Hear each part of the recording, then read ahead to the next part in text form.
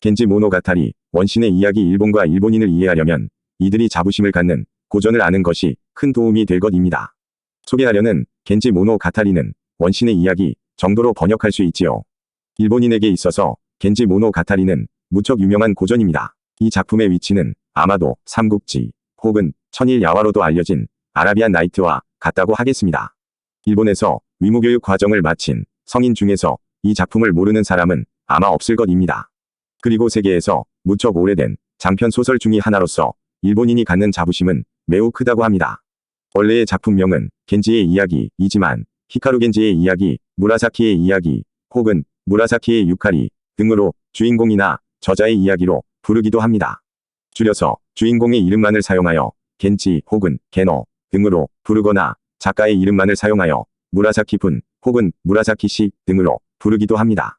여기에서 분은 글이나 문장을, 시는 역사를 뜻합니다.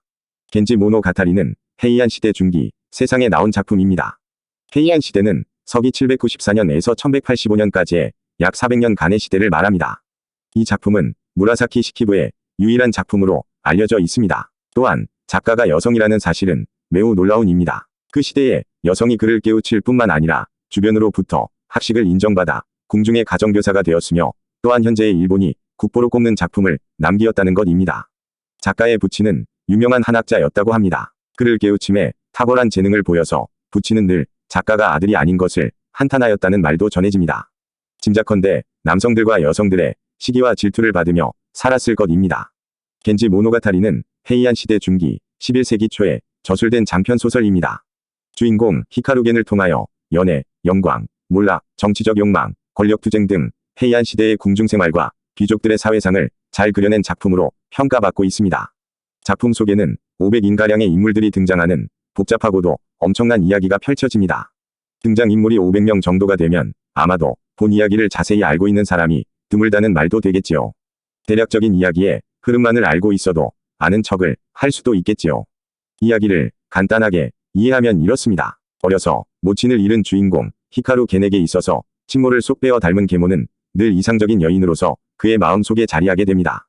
그러므로 주변의 두 여성에게서 만족하지 못하고 궁중뿐만이 아니라 여행을 하면서 가는 곳마다 이상적인 여성을 찾는 이야기입니다. 어찌 보면 한 남자의 여성 행각을 다룬 연애 소설과도 같다고 하겠지요. 이러한 면에서 영웅들의 역사와 흥망성쇠를 다루는 삼국지와는 다르고 모험의 이야기가 계속되는 아라비안 나이트와는 또 다르다고 하겠지요. 하지만 아라비안 나이트에는 많은 사랑 이야기가 등장하므로 이런 면에서 보면 겐지 모노가타리는 삼국지보다는 아라비안 나이트에 가까운 작품으로 이해하시면 좋겠습니다. 무라사키 시키부는 그 당시로서는 무척 늦은 20대 후반에 40대의 남자와 결혼하여 일녀를 낳았습니다. 하지만 결혼 후 3년 만에 남편과 사별합니다. 그러므로 작가는 인생의 쓴맛을 느끼며 괴로운 현실을 잊기 위하여 본 작품을 구상하였을 것입니다.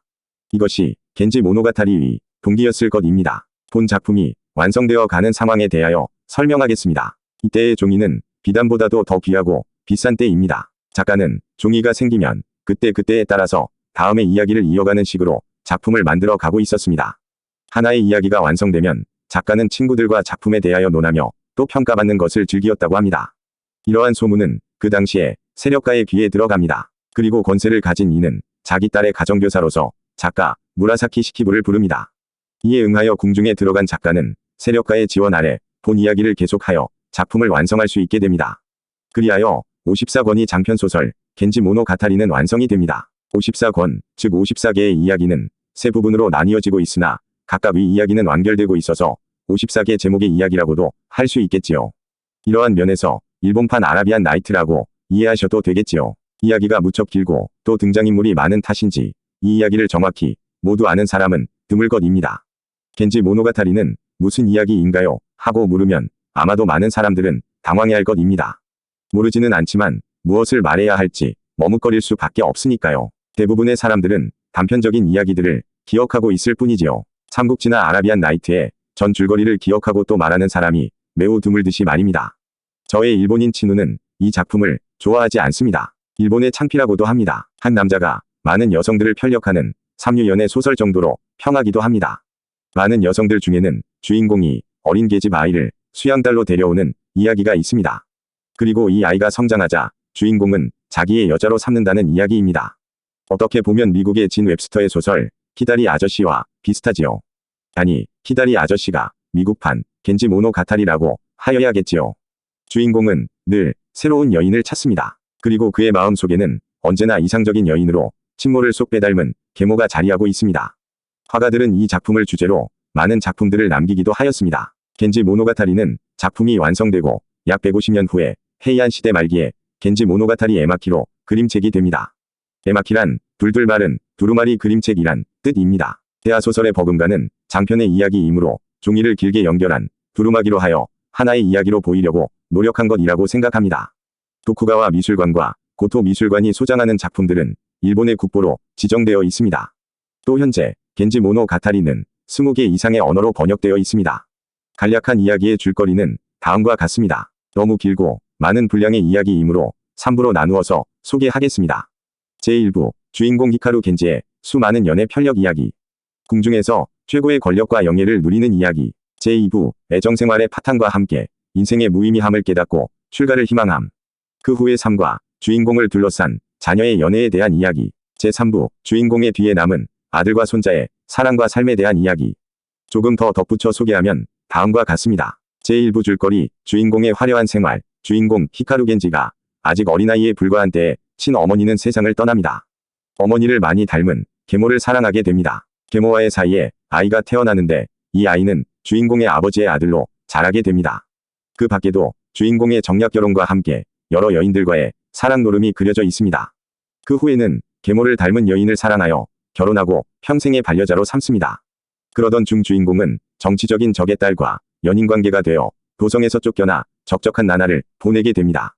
쫓겨난 곳에서 새로운 여인과의 만남이 있습니다. 이윽고 궁궐로 돌아옵니다. 주인공과 계모와의 사이에서 태어난 아이가 황제가 되었기 때문입니다. 주인공은 세력을 되찾고 호화로운 생활을 합니다. 후에는 퇴위한 상황제의 버금가는 대우를 받으며 이 세상의 부귀영화를 누리며 사치스러운 삶을 살게 됩니다.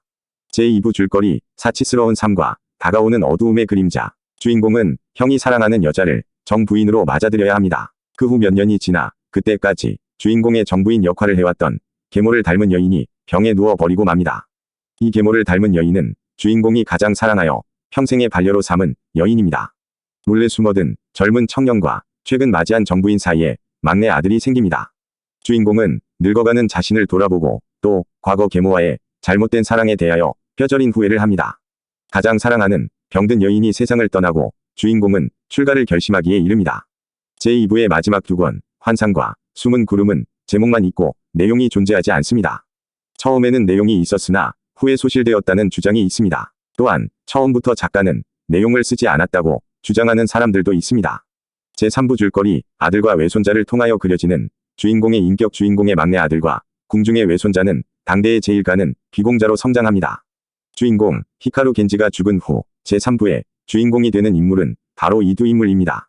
막내 아들은 자신의 출생과 존재 가치에 의문을 가지게 됩니다. 외손자는 자유롭지 못하고 갇혀있는 것과 같은 궁중 생활에 대하여 고민이 시작됩니다. 그리고 그 안에서 다른 형제와 이복 여동생의 고뇌가 이어집니다. 마지막으로 이러한 번뇌와 갈등 속에서 이복 여동생이 불자의 길을 걷겠다고 결심합니다. 그리고 이를 행동에 옮겨 신분과 재물 등 모든 것을 버리고 불자의 도를 얻겠다며 스스로 출가합니다. 이 작품의 이야기는 그 시대적으로 생각하기 힘든 여성의 작품입니다. 시대적으로 여성들에게는 바느질, 수노키, 검은고 등 극히 제한적인 교양만이 요구되고 있던 때였습니다. 하지만 작가 무라사키 시키부는 뛰어난 수준의 학문적 교양을 읽힌 분입니다. 비록 여인으로 태어났지만 주변의 편견에 굴하지 않고 뛰어난 작품을 후세에 남기었습니다.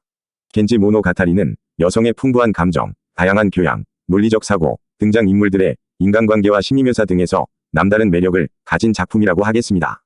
이상으로 겐지 모노가타리 원신의 이야기 영상을 마치겠습니다. 일본을 알면 한국이 보이고 한국을 알면 일본이 보인다. 제32회 지금까지 시청하여 주신 시청자 여러분 감사합니다. 오늘도 건강하고 행복한 하루 되시길 기원합니다.